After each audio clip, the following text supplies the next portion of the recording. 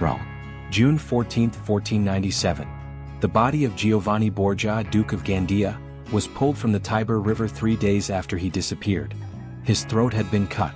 He had been stabbed multiple times. His money, his jewels, and his rings were untouched. Whoever killed him was not interested in robbery.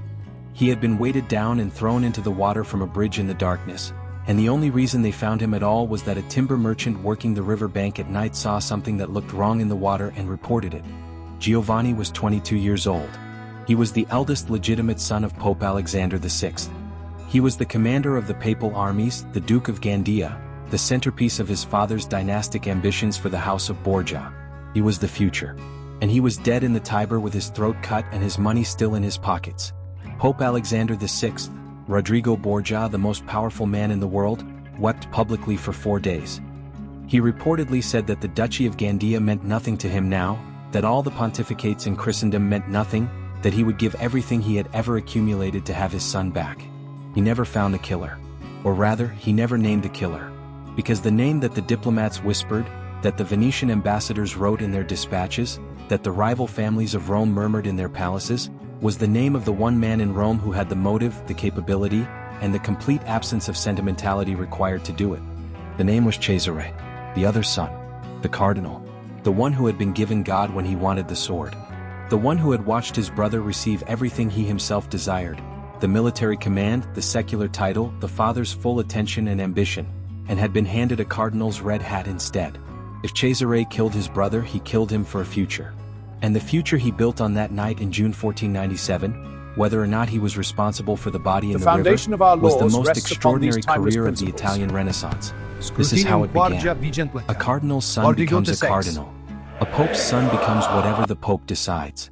This is the story of the man who decided for himself, who threw away the most powerful ecclesiastical position in Christendom, stepped over his brother's grave, and spent the next decade making Niccolò Machiavelli reconsider everything he thought he knew about power. Subscribe, like the video, and let's start at the beginning. To understand Cesare Borgia, you have to understand the Rome he was born into, and that Rome was not the Rome of saints and martyrs that the church's public image projected. It was a city of approximately 50,000 people, the administrative center of an institution that controlled the spiritual lives of every Catholic in Europe and the temporal governance of a substantial portion of central Italy. It was a city where the political currency was ecclesiastical appointment, where cardinalates were bought and sold with the same transparency that market stalls sold grain, where the line between the sacred and the secular had been so thoroughly eroded by generations of papal politics that it had effectively ceased to exist. Into this world, in 1475 or 1476, the sources disagree on the exact year, Cesare Borgia was born. His father was Rodrigo Borgia, a Spanish cardinal of the Valencian family that had already produced one pope and was clearly working toward producing another. His mother was Venanza de Catania, Rodrigo's Italian mistress, a woman of considerable intelligence and social standing who managed her relationship with one of the most powerful cardinals in Rome with the pragmatic skill that the situation required. Cesare was the second son. This was the central fact of his early life, not his brilliance, not his looks, not the family name that opened every door in Rome. The second son. Because in the dynastic logic of 15th century Italian politics, first sons inherited and second sons were managed. First sons received the secular titles, the military commands, the marriages to noble daughters of allied houses. Second sons were placed in the church, where a sufficiently connected family could accumulate benefices and positions that funded the first son's ambitions and provided the dynasty with ecclesiastical leverage to complement its secular power. Giovanni was the first son. Cesare was the second. Giovanni would be the Duke of Gandia. Cesare would be a cardinal. Rodrigo Borgia organized his children's futures with the same systematic efficiency he applied to everything else, and the arrangement was set before Cesare was old enough to have an opinion about it. He was educated at Perugia, one of the finest legal and humanist educations available in Italy, then at the University of Pisa, where he studied canon law. The sources that record his academic years are consistent on two things. He was exceptionally gifted intellectually, and he was completely uninterested in the vocation his education was preparing him for. He has the bearing of a great soldier, a visitor to the Borgia household reportedly noted when Cesare was still a teenager, according to a Venetian diplomatic dispatch preserved in the archives.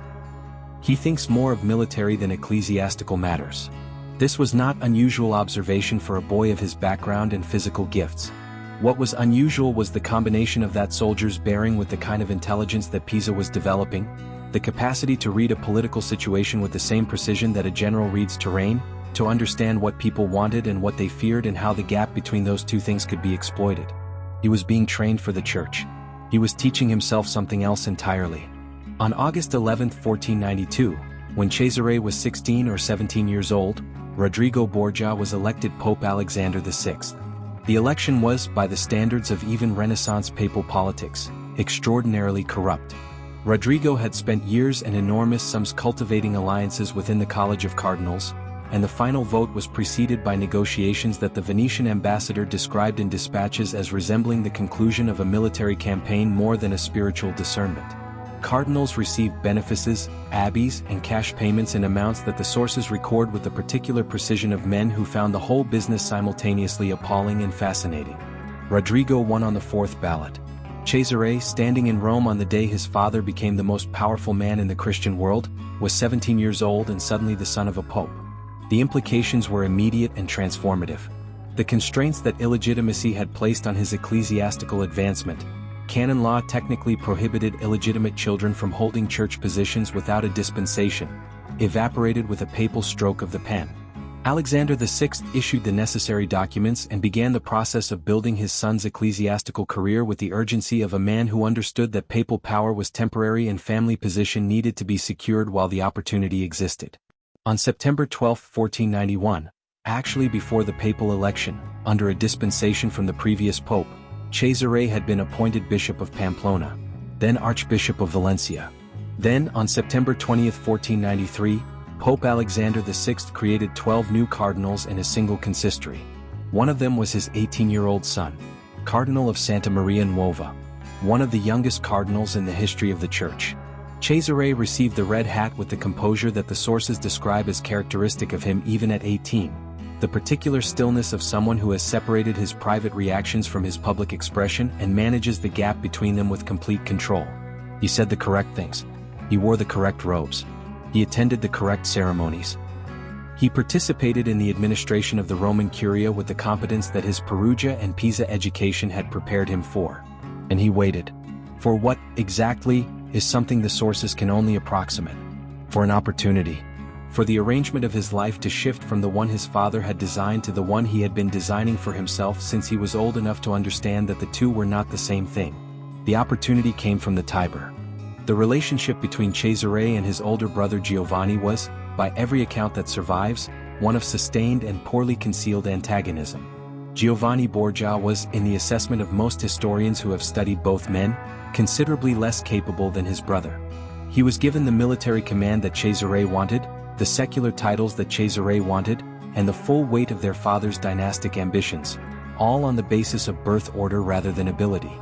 He was known in Rome as a man who wore his privileges carelessly, who managed his military commands with the kind of confidence that comes from having powerful protection rather than personal competence, and whose personal behavior, gambling, women, public displays of wealth, provided his family's enemies with abundant material. Cesare watched all of this from inside his cardinal's robes. The precise nature of his feelings about his brother is not recoverable from the sources. What is recoverable is the political logic. Giovanni alive meant Cesare in the church forever. Giovanni alive meant the military command went to a man who was wasting it. Giovanni alive meant the dynastic future of the House of Borgia was in the hands of someone who was, by measurable outcomes, not equal to the position he held. Giovanni dead meant something entirely different. On the night of June 14, 1497, Cesare and Giovanni dined together at their mother Venazza's house, a family gathering, the kind of evening that the Borgia children attended regularly. Witnesses saw them leave together. Then they separated in the streets of Rome, each man going his own way into the Roman night. Giovanni was never seen alive again. His body was recovered from the Tiber 3 days later. The throat cut, multiple stab wounds, the money and jewelry untouched. Pope Alexander VI, when he received the news, collapsed with grief. He locked himself in his rooms. He refused food. He wept with the unguarded intensity of a man whose public persona of political calculation had been stripped away by something he had not anticipated. When he finally emerged, he ordered an investigation. The investigation went nowhere. The Venetian ambassador Giovanni Alvise Marcello wrote to the Doge of Venice with the particular directness of a diplomat whose job required him to report what was actually happening rather than what people claimed was happening. Several parties had motive, he noted. The Sforza family, whose Giovanni Sforza had been humiliatingly forced to divorce Lucrezia Borgia on the grounds of impotence, grounds that everyone in Rome understood were fabricated for political convenience, had cause. The Orsini family, with whom the Duke of Gandia had conflicts. Various other enemies accumulated through the careless exercise of power. But the motive that Marcello returned to, the one that the structure of the situation made most logical, was Cesare's. Many people, he wrote, attribute this deed to the Cardinal of Valencia. He did not assert it as fact. He reported it as the conclusion that the Roman political world was drawing. And the Roman political world drew it not from evidence but from logic. From the simple observation that the person who had the most to gain from Giovanni's death was the person who ate dinner with him on the night he disappeared. Pope Alexander VI, whatever he privately believed or knew, made no accusation against his surviving son.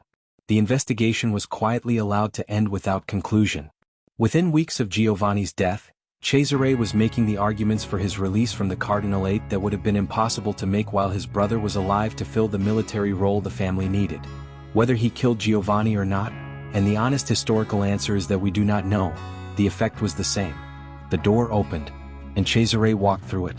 The process of extracting Cesare from the cardinalate was not simple. Canon law had no mechanism for it. Cardinals did not resign. The position was permanent. It was a spiritual state as much as an administrative one, and the theological foundations of the Church's understanding of holy orders made the idea of simply walking away from them deeply problematic. Beyond the theology there was the politics. Other Catholic monarchs, particularly Ferdinand of Aragon, Rodrigo's Spanish patron, were opposed to establishing a precedent that cardinalates could be resigned for political convenience. If Cesare could do it, others could demand to do it, and the Church's ability to use ecclesiastical appointment as a permanent form of political control would be compromised. Alexander VI navigated these obstacles with the combination of theological creativity and political persistence that had made him pope in the first place. He argued to the College of Cardinals that Cesare had never truly had a vocation, that his appointment had been premature, that he was temperamentally unsuited to clerical life, and that forcing a man without genuine vocation to remain in holy orders served neither the Church nor the man. This argument was theologically reasonable. It was also, in the specific context of what was actually happening, a masterpiece of framing. The College of Cardinals approved the resignation. On August 17, 1498, Cesare Borgia became the first person in the history of the Catholic Church to resign the cardinalate. He was 22 or 23 years old. On the same day, the French King Louis XII named him Duke of Valentinois. This was not coincidence. It was the result of months of negotiation between Alexander VI and Louis XII, a transaction in which the papacy provided the French king with something he desperately needed, an annulment of his marriage to Jeanne of Valois so he could marry Anne of Brittany and secure the French succession, in exchange for a title, a military command, and a French bride for the son who was stepping out of his cardinal's robes and into a suit of armor. In a single day, Cesare Borgia ceased to be a prince of the Church and became a prince of France. He walked out of the Vatican in secular clothes for the first time in 5 years, and the sources record that he did not look back. He appears to feel no grief at leaving the cardinalate, a Roman observer wrote in a letter preserved in the Florentine archives. He appears to feel nothing but impatience to begin. He was already planning. He had been planning for years. The campaigns that would make Machiavello reconsider everything he thought he knew about power were 3 months away.